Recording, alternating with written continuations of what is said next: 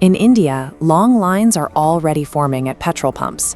The government is stepping in to calm the nerves, with Prime Minister Narendra Modi and his administration assuring the public that the country holds a solid 2-month reserve of oil. But this chart shows why those political reassurances might fall flat. Before this conflict started, global crude oil was sitting at $75 a barrel. Now the price has shot past $118. If the fighting stretches on even a few more weeks, market projections show that line rapidly crossing the $150 mark. And the supply chain is about to take another massive hit. Russia has announced that starting April 1st, they will completely cut off their oil and gas exports. For countries heavily reliant on Russian crude, the taps are running dry. The rising price of oil is a direct result of the physical destruction of the pumping infrastructure itself. A coordinated wave of attacks is moving through the global supply chain, paralyzing the flow of fuel at its source. Look at Kuwait's international airport. Recent drone strikes launched by Iran have completely leveled the radar and defense systems here.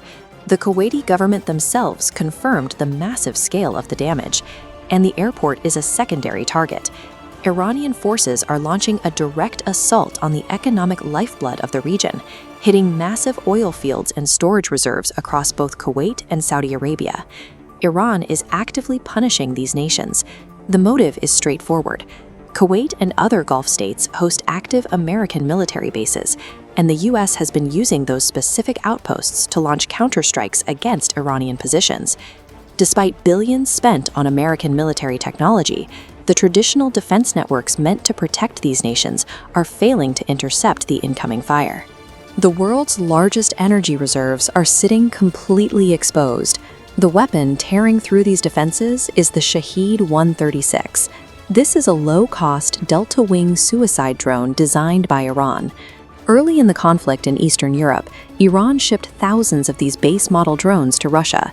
The Russian military immediately deployed them heavily across the front lines in Ukraine. But Russian engineers stripped down the Iranian design, injecting advanced evasion technology and upgraded electronics to make the drone harder to track. Now the supply chain has reversed. Russia is mass-producing these variants and shipping them right back down to the Middle East. By merging Iranian manufacturing with Russian military engineering, the two nations have built a weapon that easily slips right past the air defense grids guarding the arid states. Saudi Arabia and the UAE possess some of the most expensive, top-tier American military hardware on the planet. Yet, they are entirely unable to stop these modified Shahed drones. Out of sheer desperation, these wealthy Gulf states are turning to a completely unexpected partner. Both Saudi Arabia and the UAE have recently signed military defense pacts with Ukraine. The logic is entirely practical. Ukrainian forces have spent years trying to shoot down these exact Russian upgraded drones. They are the only specialists on Earth with real, hands-on experience tracking this specific weapon. The specialists, the weapons, and the exact tactics of the Eastern European front have been lifted and dropped directly into the Arabian desert. The assault isn't restricted to the skies. On the ground and in the water, Iran-aligned Houthi rebels from Yemen are firing missiles at commercial ships. They are squeezing two of the most critical maritime choke points on the map, the Strait of Hormuz and the Bab el-Mandeb Strait.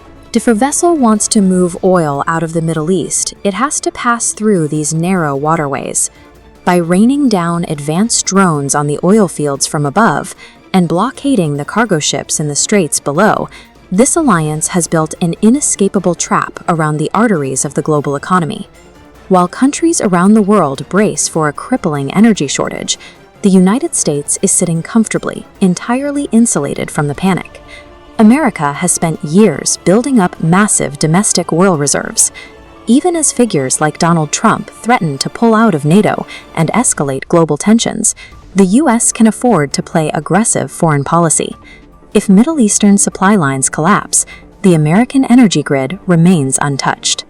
The major Western nations that heavily armed the Middle East and orchestrated these alliances face almost no economic blowback. Meanwhile, developing countries and non-aligned nations are the ones left paying record prices to keep their lights on. Decades of intense, coordinated Western sanctions were supposed to cripple these economies. Instead, under leaders like Ayatollah Khamenei, Heavily sanctioned countries like Iran and Russia simply pooled their resources, shared their technology, and successfully outmaneuvered the Western defense umbrella. If this bombardment continues for another 3 months, the Middle East's energy production capacity faces total collapse. The resulting shortage would leave fuel so scarce that the bicycle would likely become the primary mode of transport again.